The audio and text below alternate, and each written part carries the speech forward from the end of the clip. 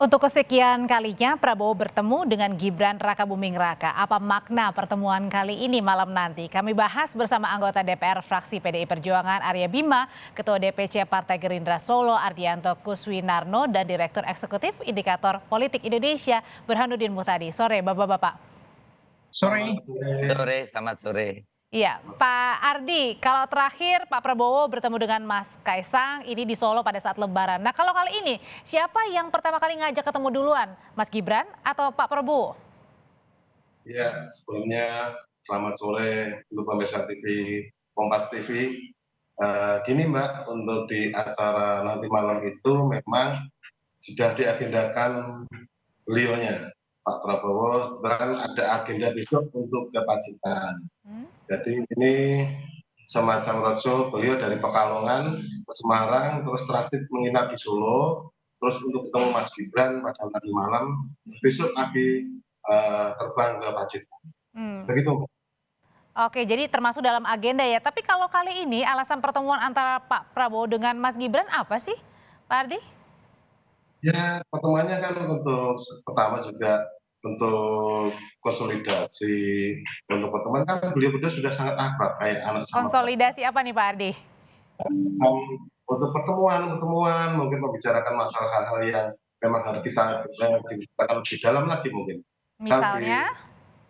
Yang mengenai perkembangan politik, Bapak kan sering ngobrol-ngobrol dengan beliaunya Mas Gibran tentang kota Solo bagaimana. Ini yang sangat menarik. Beliaunya ini dengan Mas Gibran untuk membicarakan kota Solo ini menarik, Mbak, Mas, untuk Bapak Prabowo. Oke, kalau PDIP sendiri, Pak Bima, ini ngelihatnya gimana sih? Kenapa belakangan atau mungkin hampir 1 tahun yang lalu ya, Pak Prabowo dan Mas Kaisang ini sering banget ketemu? Atau Mas Gibran, sering banget ketemu? Ya tadi jarak hubungan, kadar hubungan itu tidak bisa dilepaskan bahwa Pak Prabowo adalah pembantu presiden ya, yang membantu banyak hal kinerja Pak Jokowi, dan kehebatan dari Mas Wali Kota Gibran ini adalah mampu menavigasikan kadar hubungan dan jarak hubungan dengan seluruh pembantu bapaknya di menteri-menteri yang selalu ada di Solo. Dan itu hampir semua ya, mulai Muhaimin Iskandar juga sering hadir, Mas Golkar, ketua Golkar juga hadir, ketua partai yang lain hadir. Dia menjadi sesuatu putra presiden, yang wali kota Solo, yang sekarang Solo juga menjadi epicentrum ekonomi, kuliner, yang hampir semua pengen dekat dengan Gibran, dan dia sangat smart, wise untuk menerima banyak tamu. Jadi saya melihat bahwa ada komunikasi politik yang gaya milenial tentang sikap dia sebagai kader partai, wali kota. Saya tetap yakin dia tegak lurus dengan keputusan partai. Tapi bagaimana menavigasikan posisi sebagai putra presiden, sebagai wali kota, dia sangat smart dan teduh. Ketemu Pak Erlangga, bahkan kemarin sempat dia ngomong bahwa saya respect dan kagum dengan Ibas. Ini ada suatu lompatan-lompatan yang tidak terbiasa dengan gaya-gaya politik angkatan saya dan angkatan Pak Prabowo. Tapi Pak Bima, apa nggak terganggu nih PDIP dengan keakraban yang sedang dibangun oleh Pak Prabowo dan juga keluarga dari Pak Jokowi termasuk Mas Wali? Saya kenal betul Mas Wali ya. Kemarin 2 minggu yang lalu saya ngobrol sama saya hampir 1 jam lebih ya, berdua. Dan cerita banyak, dia orang yang punya kemampuan mendengarkan dengan pertanyaan-pertanyaan mengenai persoalan politis, ideologis, sampai persoalan-persoalan menyangkut kebudayaan, menyangkut kesenian, juga pengembangan Solo ke depan. Saya tidak melihat pertemuan itu dikalkulasi terlalu politis. Mungkin juga Pak Prabowo juga ingin hanya ditemani melihat kota Solo di waktu malam dengan berbagai kuliner yang ada. Bahwa tidak salah dalam situasi sekarang Mas Burhanuddin atau pengamat-pengamat itu mengkalkulasi adanya kerjasama yang lebih intens dalam pencalonan Pak Prabowo. Namanya tahun politik. Jadi saya melihat sah-sah saja. Tetapi kalau saya mengerti Mas Wali ini memang ada style politik, ada gaya politik yang memang ala milenial dengan berbagai informasi yang ada dan menavigasikan untuk dekat, untuk jauh. Ini tidak seperti yang zaman-zaman saya lah. Oke, jadi artinya ini hanya pertemuan biasa-biasa aja kok ya gitu, Pak Bima ya maksudnya ya. Oke, Ya, kalau gitu lucu kalau sampai dia ke Solo, Pak Prabowo dan tidak ketemu sama Mas Wali, Mas Gibran, itu malah lucu. Dan pertemuan itu dan dia menikmati nanti medsosnya, kemudian media oke. mengomentari apa, dan dia akan juga memberikan respon dengan cara yang lebih milenial. Oke, kalau PDIP nganggapnya biasa aja, Mas Burhan. Kalau yang ditangkap dari publik sendiri, ini apa sih manuver apa yang sedang dimainkan nih, baik dari Pak Prabowo maupun juga Mas Wali Kota? Iya, begini, tentu Mas Arya Bima atau kawan dari Gerindra punya banyak dalih ya untuk mengatakan pertemuan itu sekedar upaya untuk menikmati Solo yang indah. Tetapi buat publik itu mudah sekali untuk menafsirkan dari sisi lain mengapa pertemuan itu terjadi di Solo dan terjadi sekarang dalam pengertian menjelang tahun politik yang makin menghangat tahun depan. Pasti ada makna lain di luar dari menikmati nasi apa namanya yang enak itu di Solo itu. Nasi liwet. Nasi liwet. Pasti dari sekedar itu pasti. Nah, pertanyaannya apa yang mungkin menjadi bahan pembicaraan di luar dari nikmatnya nasi liwet di Solo? Dugaan saya ya tidak bisa lepas dari pertarungan jelang 2024. Karena sekarang ini kalau kita lihat data survei ya, dulu banyak pihak yang mengatakan 2024 itu pertarungan antara Ganjar versus Anies. Istilahnya itu El Clasico antara dua tokoh ini. Tetapi survei belakangan justru menunjukkan sebaliknya.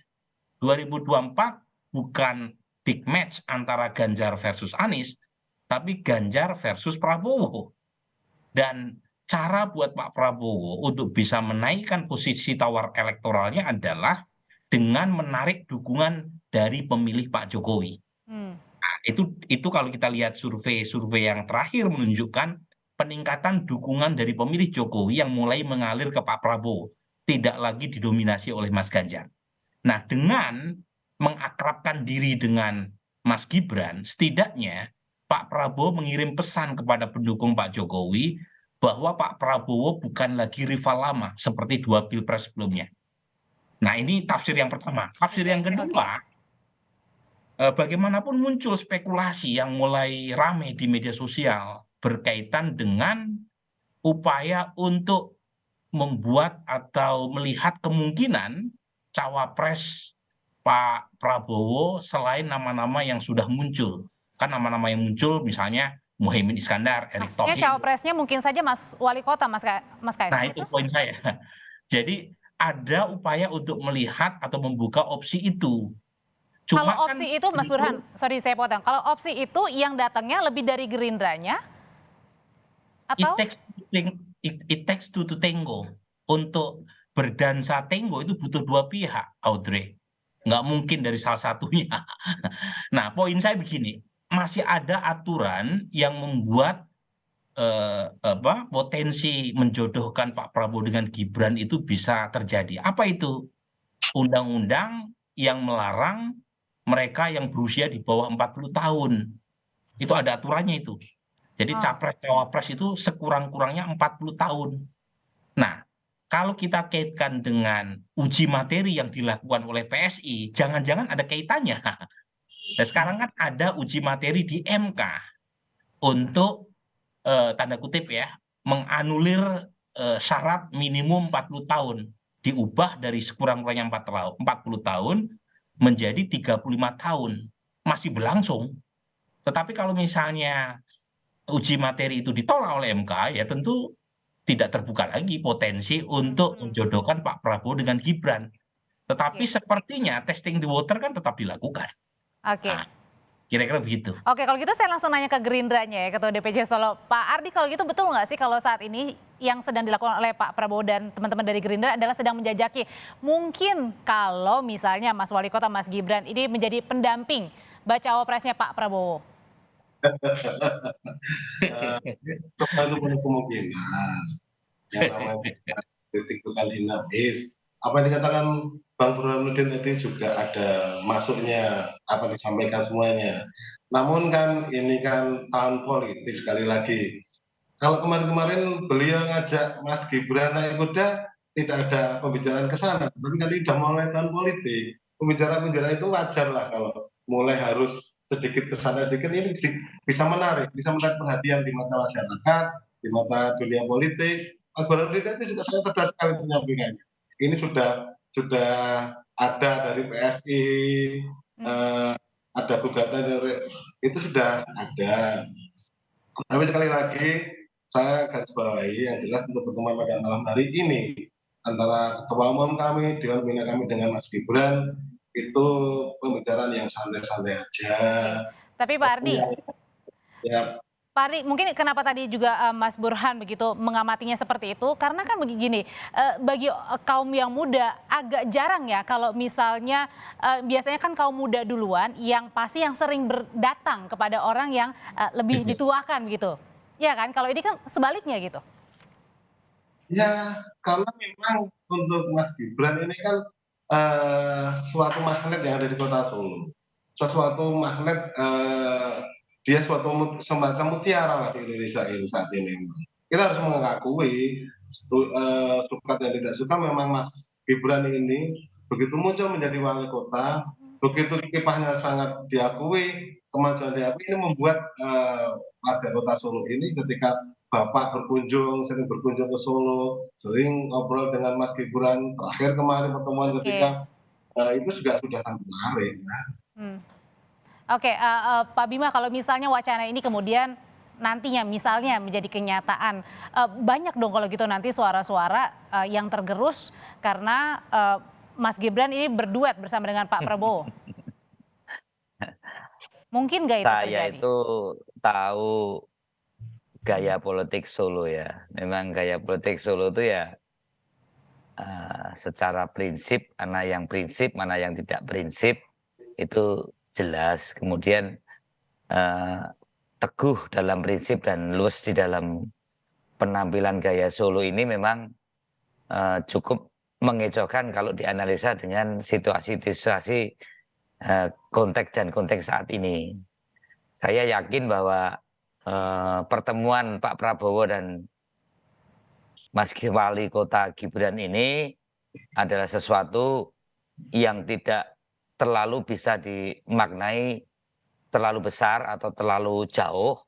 Kalau tadi pertanyaannya apakah mungkin Pak Prabowo berpasangan dengan Mas Wali atau Gibran, namanya politik itu kemungkinan itu ya pasti ada. Tapi seberapa besar kemungkinan itu yang menurut saya apa ya, DNA-nya, darahnya Pak Jokowi. Karena gini Pak Bima, karena itu darah merah bahwa di situ ada hal yang luas dan berpolitik kan tidak hanya 5 tahun, berpolitik kan 15 tahun, 30 tahun. Jadi apalagi kota Solo, political bonding sama 2 kali pilpres dan bagaimana berpolitik di Solo itu kan tidak terlalu nuansa politik ya, lebih fans club ya, fans Banteng, fans Moncong Putih, ya, fans biar gepeng tak Banteng, banyak fans club. Oke. Karena gini Pak Bima, pada saat mudah pergeseran. Pada saat kemarin sebelum musrah ini pada saat ditanya oleh wartawan, Mas Gibran mengatakan bahwa suara dari teman-teman ini bukan hanya berat ke Pak Ganjar, tapi juga pro-nya juga ke Pak Prabowo juga. Oh, dinamika politik dengan adanya dukungan Pak Prabowo selama 5 tahun ini pasti ada pergeseran pendukung Pak Jokowi ke Pak Prabowo ya. Ya, tetapi secara sosiologis dan psikologis 2 kali tanding ini bukan sesuatu yang mudah dan Pak Jokowi adalah masih di dalam pola tipe orang tuh respect, tertarik, kemudian mendukung. Belum ada institusionalisasi pelembagaan terhadap Jokowi mania misalnya. Beda dengan misalnya Barisan Soekarno, beda dengan Gus Durian itu. Beda seperti misalnya zaman dulu Bu Mega punya posko Megawati Promek gitu. Iya. Saya melihat baru ada 3 di Indonesia saya Baik, melihat. baik. Pak Jokowi, Ganjar, Pak Prabowo, kemudian Anies masih pada tahapan Baik. dukungan yang belum terinstitusionalisasi. Oke. Jadi untuk menggerakkan, memindahkan itu perlu ada satu momentum yang memang rasionalitas untuk memberikan dukungan ke Pak Prabowo, tidak hanya soal Oke. penampilan Pak Jokowi. Saya kira itu. Oke, Mas Burhan kalau gitu, kalau Mas Burhan lihat ya dari gestur pertemuannya beberapa kali bertemu, dari gestur tubuhnya dan cara ngomongnya, ini sebenarnya Mas Wali ini lebih condong kemana? Ke Pak Ganjar atau ke Pak Prabowo? Ini sebenarnya kalau kita lihat Mas Wali itu boleh lebih merepresentasikan sikap politik ayahnya juga. Coba lihat ya, kalau kita lihat Pak Jokowi ini kan beliau hadir ya sebagai kader PD Perjuangan dalam deklarasi Ganjar Pranowo sebagai capres. Tapi di sisi lain juga hadir ketika musyawarah rakyat yang dihelat oleh relawan Jokowi itu memberikan atau menominasikan 3 capres. Bukan hanya Ganjar, tapi ada juga Pak Prabowo dan Pak Erlangga. Artinya Pak Jokowi membuka opsi bukan hanya ke Ganjar Pranowo. Nah itu pula yang kemudian ditiru, di copy paste sama Mas Wali. Jadi saya melihat sikap politik Mas Wali tidak bisa dilepaskan dari sikap politik Pak Jokowi. Bisa juga disebut sebagai perpanjangan berarti ya dari Pak Jokowi. Nah, pertanyaannya begini, kenapa demikian? Nah, saya menduga karena Pak Jokowi memang berbeda dengan presiden-presiden sebelumnya yang umumnya punya partai politik. Ya, Ibu Mega punya Oke. Perjuangan, Gus Dur punya PKB, Pak SBY punya Demokrat. Baik. Nah, Pak Jokowi ini tidak punya partai, meskipun beliau kader PD Perjuangan, tidak ada partai yang bisa dia remote kontrolnya. Nah itu yang menjelaskan sikap beliau, satu mempertahankan relawan Jokowi, padahal beliau sudah terpilih sebagai capres 2 kali. Yang kedua, mempersilahkan relawan Jokowi untuk terus, tanda kutip ya, menominasikan calon di luar dari Mas Ganjar sebagai capres resmi PD Perjuangan. Jadi pada titik itu saya melihat sampai nanti dugaan saya ya sikapnya ambigu. Oke, baik. Dan itu mungkin juga akan diikuti oleh putranya. Oke, Jadi baik. antara 2 nama lah, antara Ganjar atau Pak Prabowo. Oke, antara 2 nama itu. Terima kasih Mas Burhan, terima kasih Pak Bima, dan juga terima kasih Pak Ardi. Sehat selalu Bapak-bapak, kita ketemu lagi di lain kesempatan. Mas